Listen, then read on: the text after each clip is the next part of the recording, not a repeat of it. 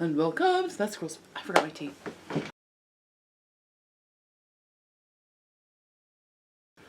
See, I totally forgot my tea, so I had to come back. I'm not a huge tea drinker. I'm a huge well, I'm not a huge coffee drinker either. I mean, I'm huge and I drink coffee, so I don't drink huge coffee. But anyway. Welcome. Did I say welcome? I said hello. Welcome to Fast Girl Speaks. This is going to be episode 199.9 because I actually got surprisingly overwhelmed by trying to do a 200th episode.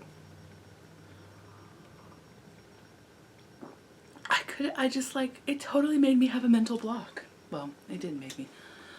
I had a mental block over it. I don't know what it was. Like, I somehow felt like I should do like some like highly edited retrospective of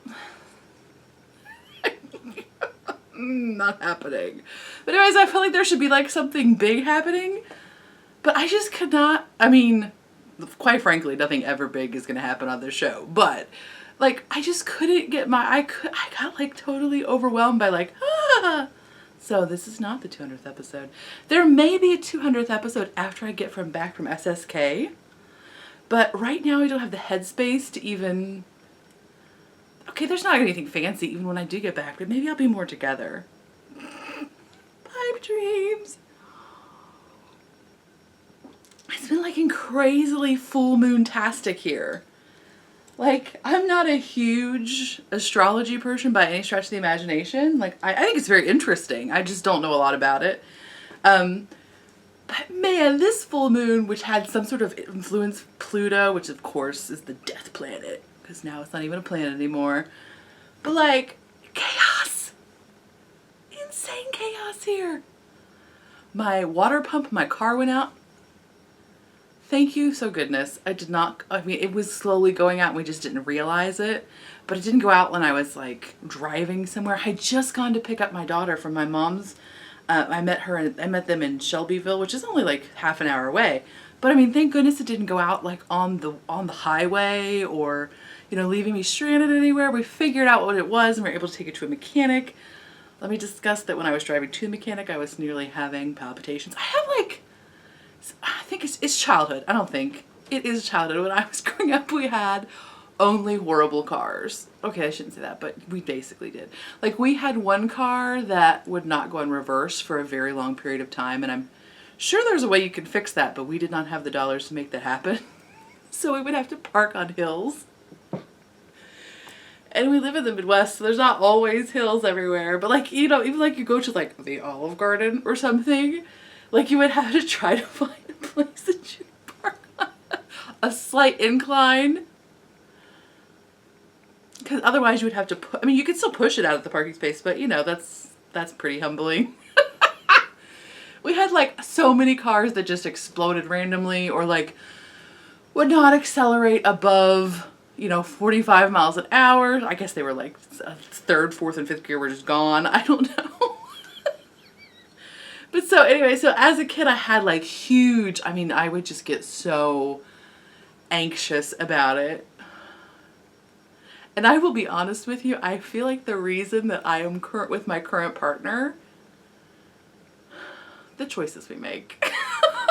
I feel like the reason I'm with my current partner is at one point because he's in Indianapolis and I was living in Cincinnati at the time, and I drove my 1987 Crown Vic here. By the way, this was like 12 years ago, so it was an old car.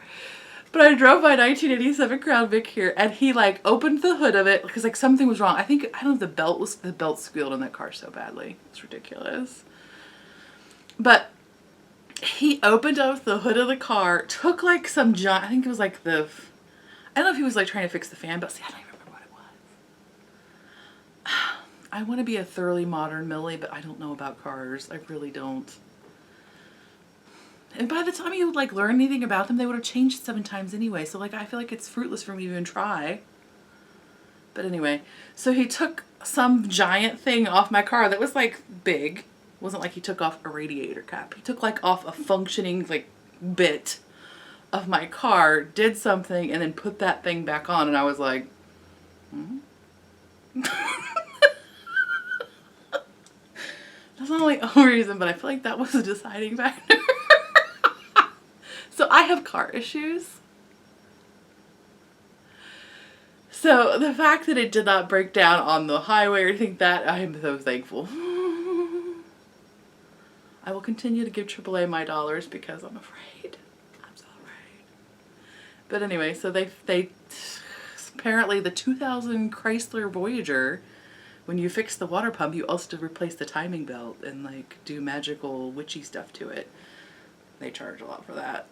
But also anyway, so the water pump went out on my car. The Olive, my little tiny black dog, totally got a urinary tract infection. Did you even know dogs can get those? I mean, obviously anybody that has a urinary tract can get a urinary tract infection. But so then I got to not only feel really bad and then take her to the vet, but I got to feel really bad about being frustrated with her that she had an accident in the house twice.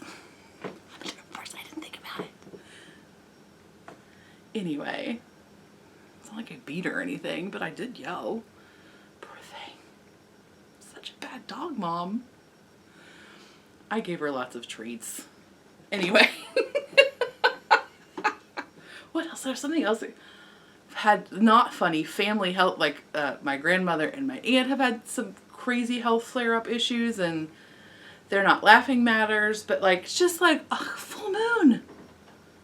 Something else. Oh, we finally got around to fixing the holes in our ceilings in the kitchen and the bathroom.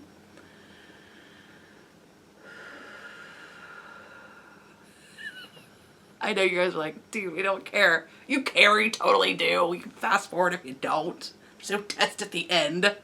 Wait till I hold up something woolly and they'd be like, oh, okay, now I'm interested. By the way, this is a knitting podcast. You know, there's the 90% knitting podcast. This should be like the 10% knitting podcast. Anyway, there's Yarn in the background. Tricky.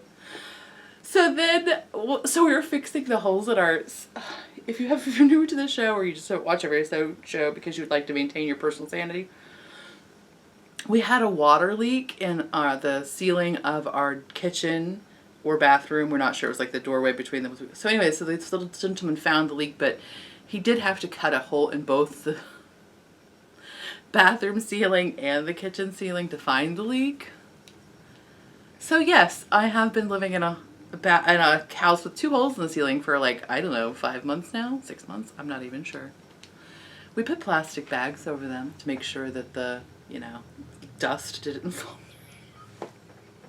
It's classy. Literally, like with little finishing nails, we had like tacked up garbage bags. I offered to tack up coaster board, but I don't know. I asked if the like garbage bag was more appropriate, but whatever.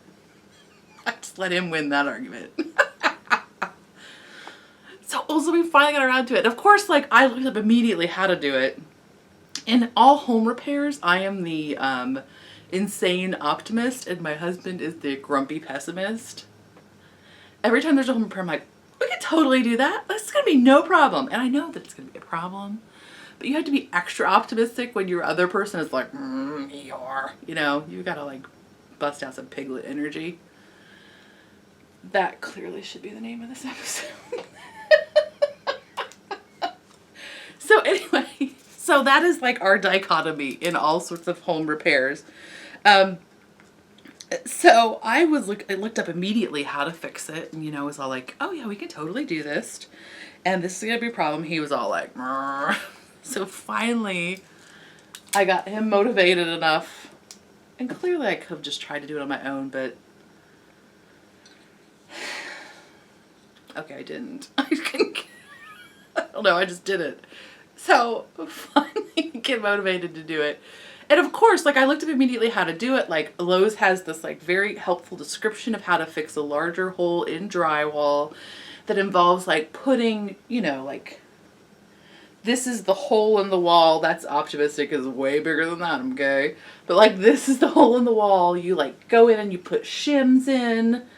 they call them furring, they're not shim, they call them furring strips, basically strips of wood, and then you drill them into the ceiling that's still there, and then you cut the drywall patch roughly the right size, and then you put it up there, and then you trace it out, and you finish that, cut out the actual ceiling to fit exactly, and then you put the drywall up in the ceiling, and you drill it into those pieces of wood you put in there, the furring strips. I don't know why they're called that. And then you put the drywall tape around it, and the joint compound, and ta-da!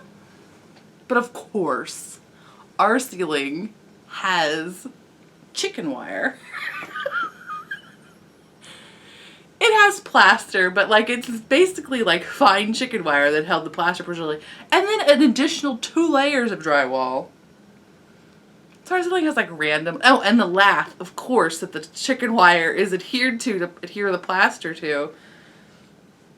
And then like, you know, random insulation maybe. I'm hoping it's insulation and not just like 100 years of dust from the floorboards, but secretly I think it's just 100 years of dust from the upstairs floorboards. I don't think there's actually any insulation in our house anywhere, except like maybe the attic, but I'm not going up there. There's definitely a hobo up there.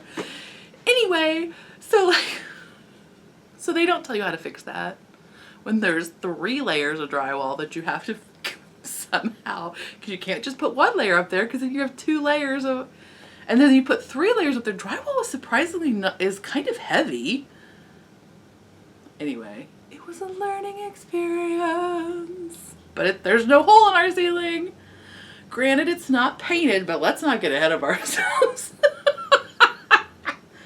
That'll be another 6 months. No, hopefully not.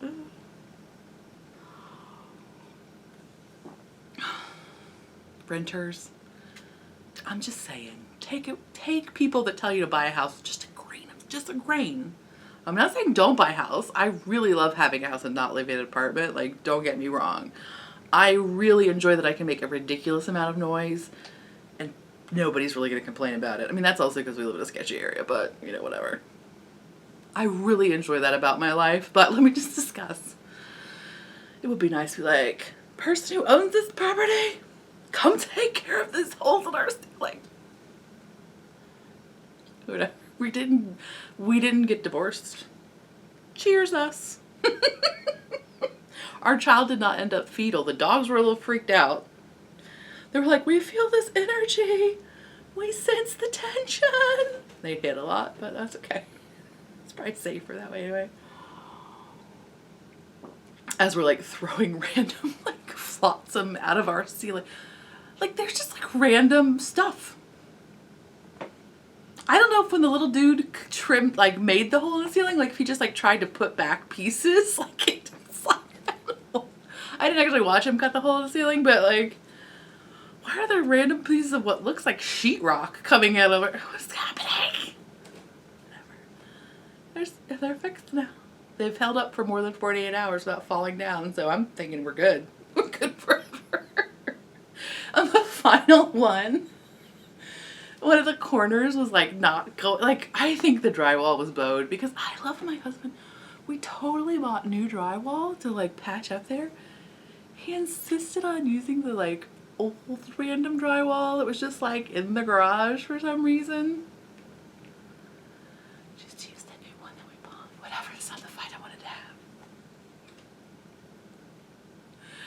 But anyway, so I think it's kind of like slightly bowed, and so the corner wouldn't quite go up.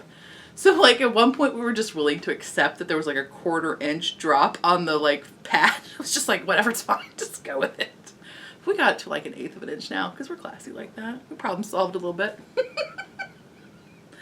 Hot mess. Hot mess.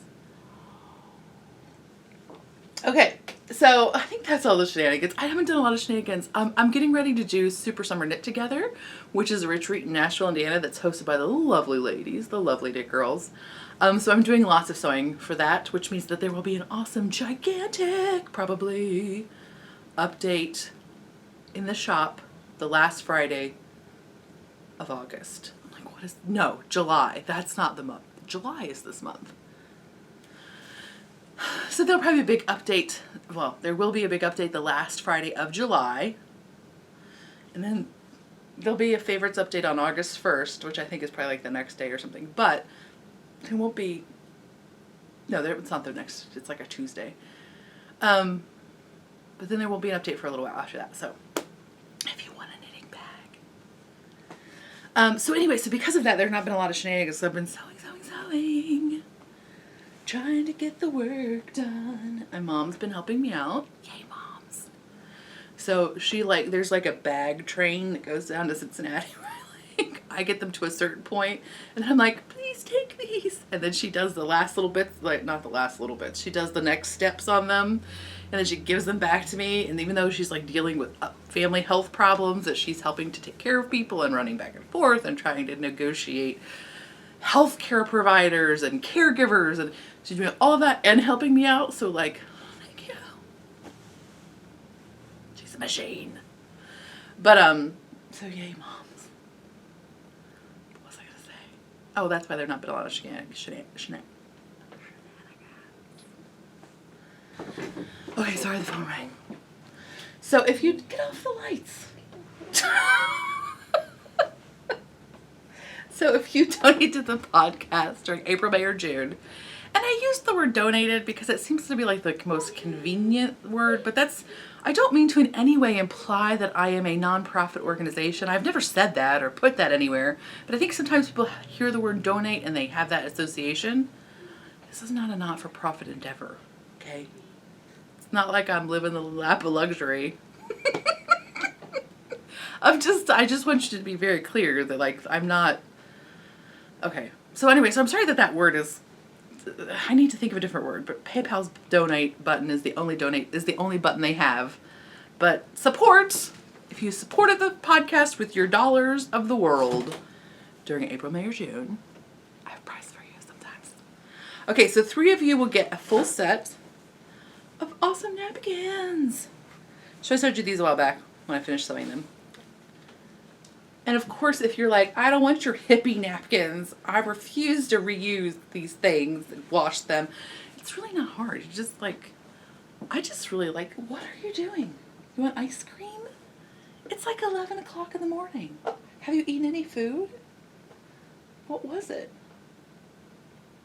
Macaroni. Did you really? Yes, I swear. You can go check the trash. There's a macaroni cup. You can have a little bit. Okay. Go away. I love you.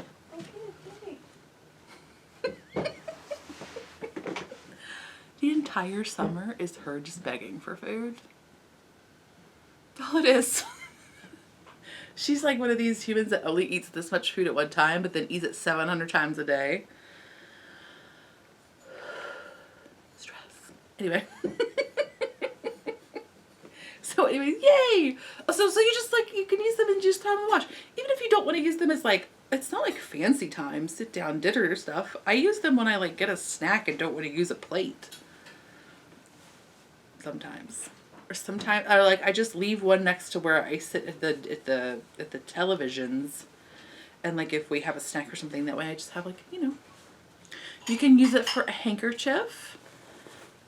You just put it in your back pocket if you're fancy. Just saying.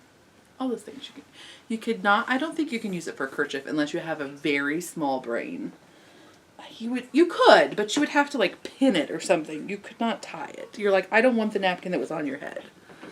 You don't know which one it was. I'll keep that one. You can have a different one. So yeah. So 3 of you get those. So thank you so much to the people who have supported the podcast with dollar ways. I really appreciate it.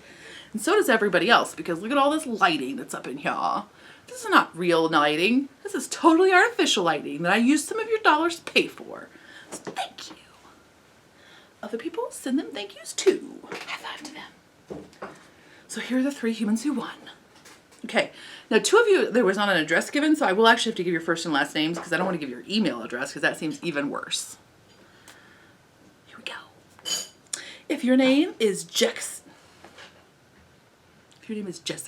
I'm guessing Korea? Sorry.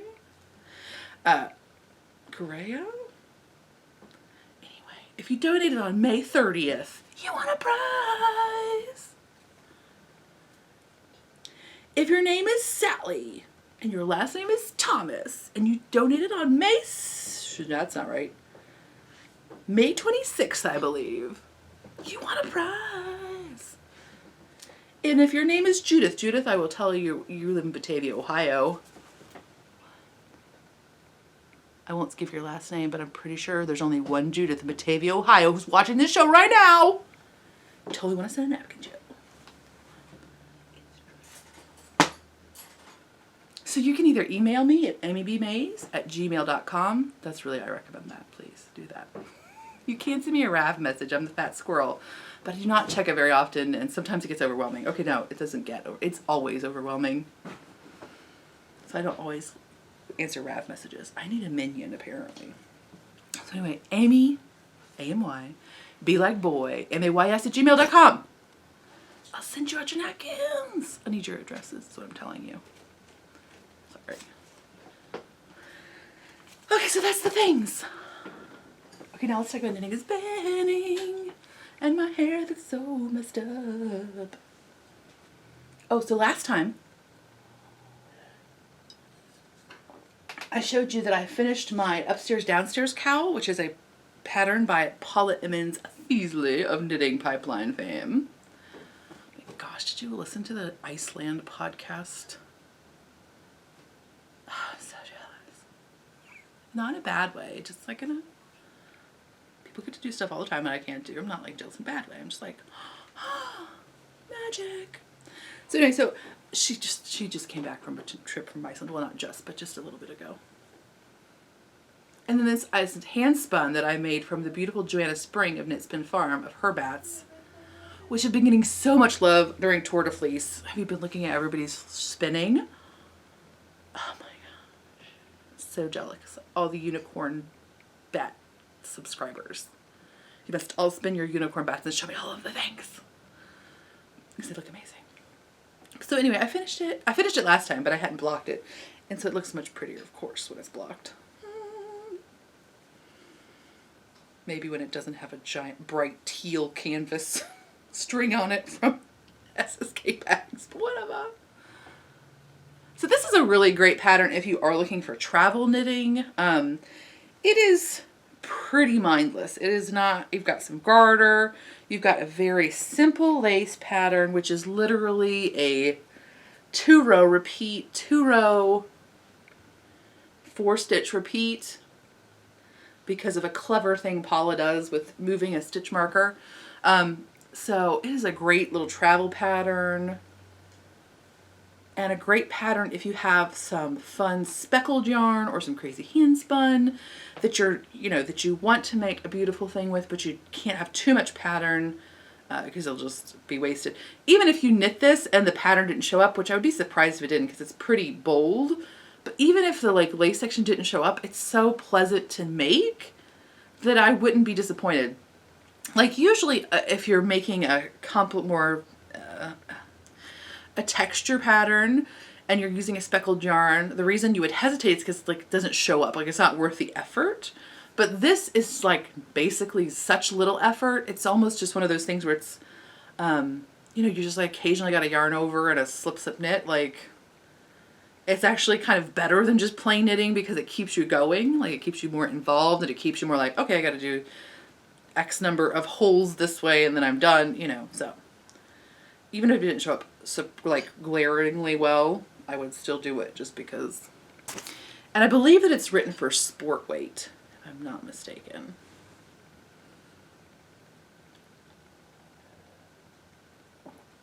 Next thing. Remember how I said about 90% knitting earlier? Segue. That's not a segue at all because it was a long time ago, but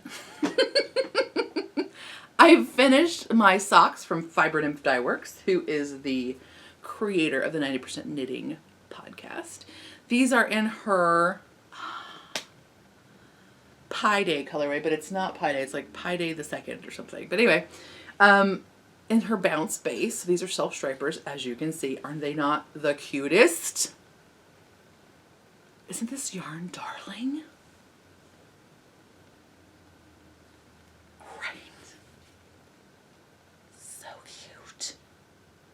So they are, of course, fraternal, because this has like a kind of a longer color repeat, and I didn't want to just get rid of that much yarn.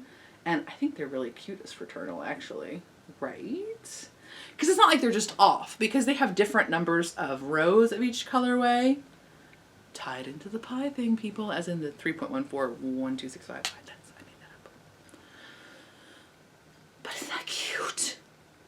So I'm very pleased with those. Lisa always does beautiful work. Yay!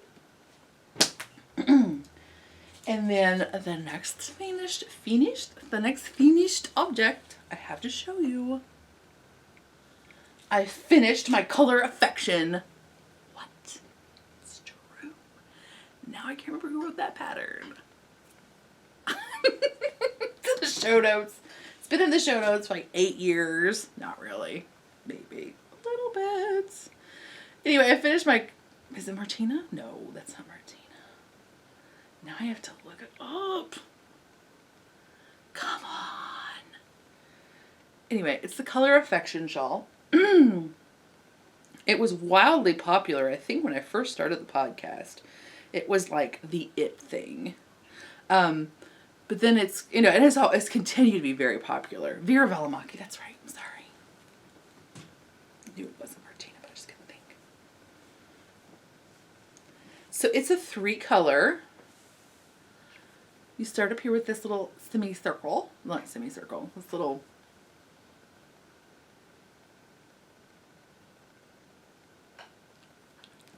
crescent. I was like, what do we call that shape? And then you stripe in your contrasting color 1. And then you start doing short rows with your 3 stripes. What? So here you are.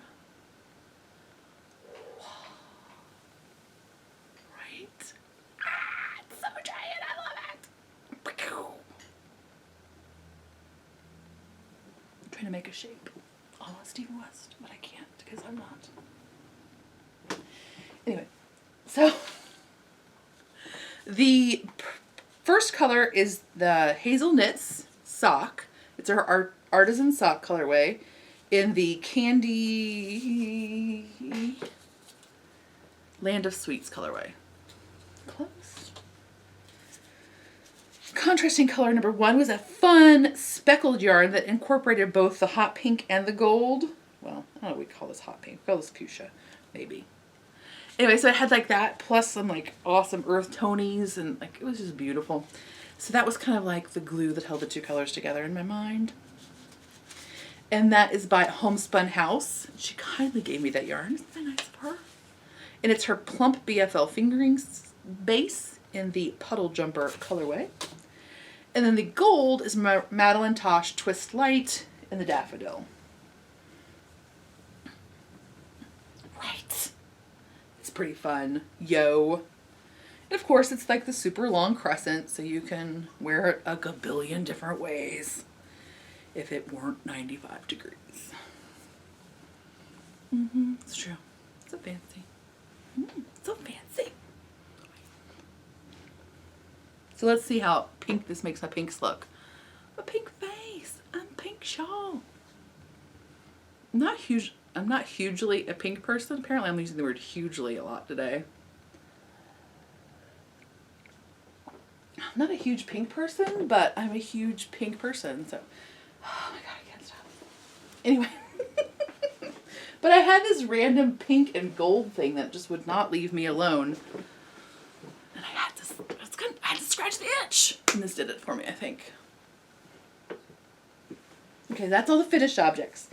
Now we're going to do works in progress. I am doing some spinning. I'm actually doing quite a bit of spinning. I'm working on a Hello Yarn patchwork kit. So that's one of those like 1 pound mixy-matchy ends. So it's like the ends from all of our club colorway shipments. So I'm working on that. And then I'm also working on a Knit Spin Farm Spun Right Round mashup, where I'm doing a 4-ounce braid of Knit Spin Farm and a 4-ounce braid of Spun Right Round. And I've finished the Knit Spin Farm, and now I'm on to Spun Right. I haven't started Spun Right Round, but I'm there close enough to start. So I'm working on this. I'm actually going to chain ply my Hello Yarn. My plan is to chain ply my Hello Yarn patchwork kit, and then do a couple of those foolproof cowls, which is the cowl that's garter stitch but like biasy That tells you everything you need to know, right? Anyway. So that's my plan for that, which I'm pretty excited about. And that is an inspiration that was taken directly from Hello Yarn herself. She did one of those last year or the year before probably. And it is so gorgeous. So if you look in her Instagram feed, you'll see it there. I'm sure she probably has project notes because she's probably a good human. Unlike me. I need to save these so that I can maybe do project notes for this shawl. Okay.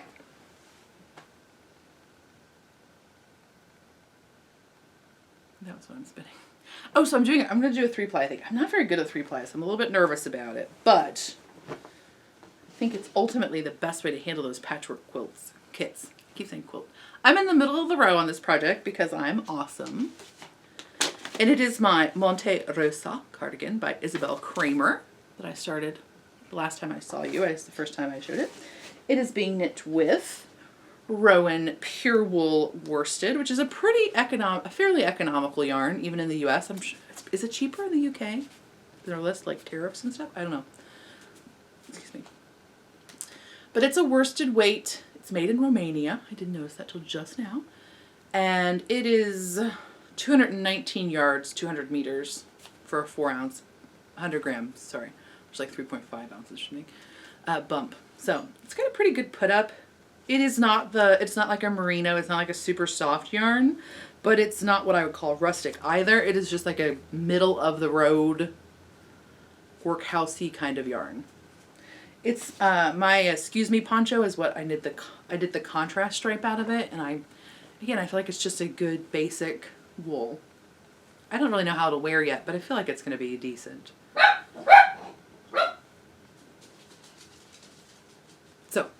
So now, I think last time I had just split for the underarms, or maybe something close. So now I'm a little bit further. Yeah. So this has a cable section in the back, and a cable section that mirrors that in the front, like half and half, because it is a cardigan. That's the worst. That tells you so much about everything. So there's that in the front. And I think what I'm going to do is maybe do a zipper, because I think that'll make it very wearable. Sorry if there's some noise. My husband just got back from something. So I think that I might do a zipper just to make it very wearable, but we'll see. It's written with a button band. And I don't think I will make it long sleeve because it is worsted weight. And for me, that makes quite a warm sweater that I don't get a lot of use out of. So I think that's my plan. Stan. But I might make it 3/4 sleeve or something, or like an elbow length sleeve. Maybe that would work. I don't know. We'll see. Hey, I'm recording a podcast. You're recording a podcast.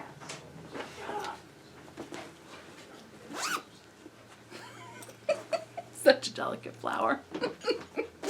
So the next thing you've seen before is my Downriver Cowl, which is by Joan Forgione. I don't know. Forgione.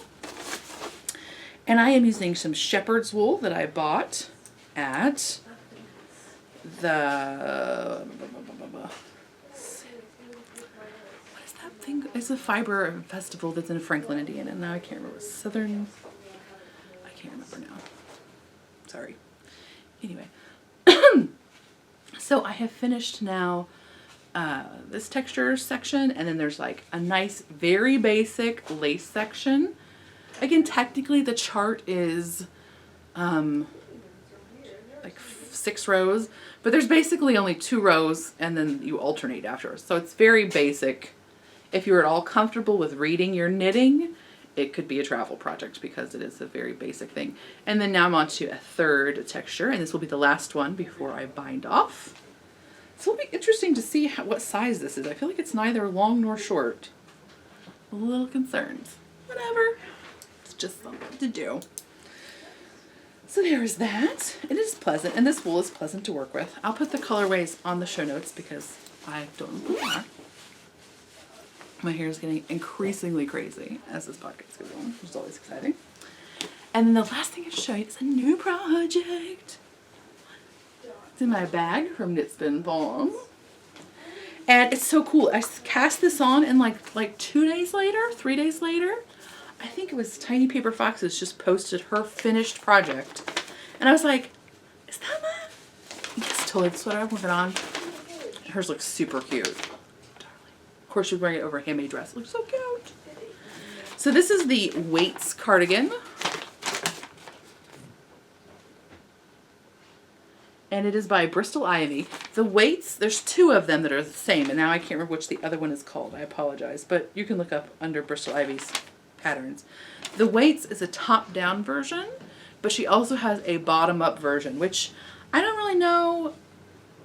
It must not be, I mean, it technically maybe is, this is an interesting construction though, so I'm like trying to figure out what the differentiation is. I mean, I know what it is, but I'm trying to explain how to tell you, but I don't think I can. So that was a useful 40 seconds of me talking. Basically what I have is I had one skein of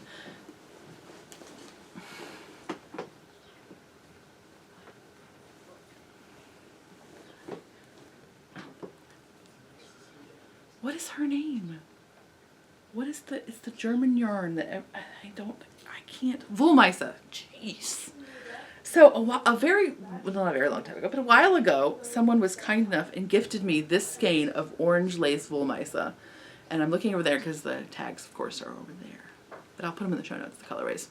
This is actually half a skein because I had a break and I had to just double ball it. So it's like 1,800 yards almost of lace weight Wollmeise, which is 100% wool. So right, isn't that the greatest color ever? But I was really like, originally I thought, well, maybe I'll double it and make like a sweater out of it, like a short sleeve sweater or something, and I wasn't sure if I'd have enough.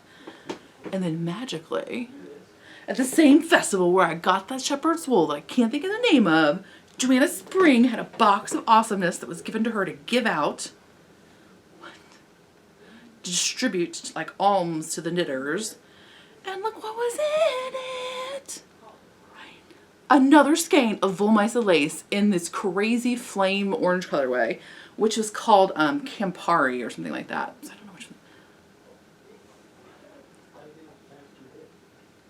I didn't think of it even at the moment, and then I got home and I was like, cha-chung, lights go on. Yes, right. So I'm holding these doubled to make the Weights sweater, which is a sport weight. So technically when you hold, because these are like a nicer lace weight. These are a heavier lace weight, I would say, than can be. They're definitely not like a cobweb or something. So holding these together, I think actually makes a DK weight yarn.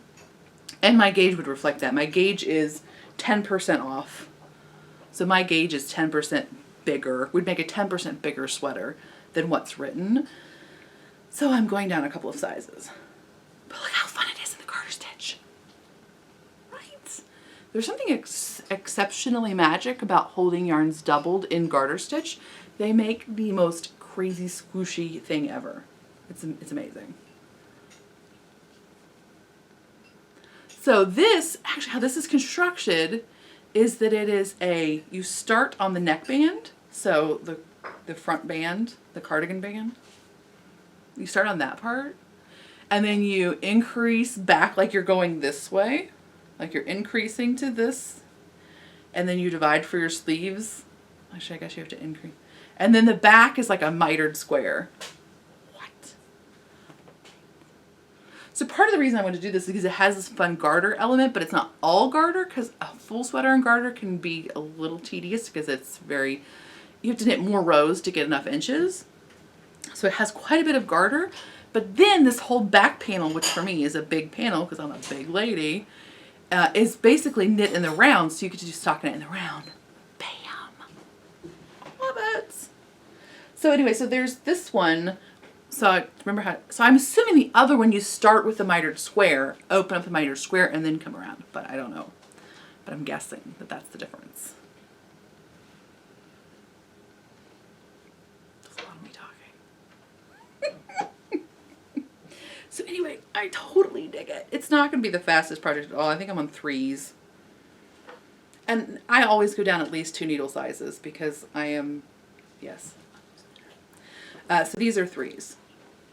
But it's making a fairly firm fabric, which I am really digging.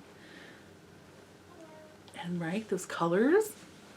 I might already have an orange, almost this color cardigan. Whatever. It's not the same. So I don't know. I heard, oh, Tiny Paper Fox's, hers, and she has a podcast, by the way, of course. You knew that. I already said that. You knew it. I didn't say it, but you knew it. When I said her name is what I meant. Hers, the pattern is written with a long sleeve, as you can see. But since I'm so anti-sleeve, apparently, like, I gotta let my fat lady arms fly. Let the world be exposed to my fat lady arms. Basically, I'm just taking a hit for you gals. Because if we get enough people looking at fat lady arms, and like we just expose everybody to the fat lady arms, then people will be like, oh yeah, that arm lady. They won't be like fat lady arms, they'll be like, oh yeah, that's an arm. If we hide them away all the time, of course people will be like, oh my god, that's a giant fat arm. Just break them out all the time, people. Anyway, that's about. So I think I have to make mine a cap sleeve, is what I was thinking maybe. But it'll depend on how I feel after I get the whole thing going. Because I can't really tell right now if it's going to be like a warmer weather sweater or a cooler weather sweater, because sport weight can go really either way. So I'm not sure.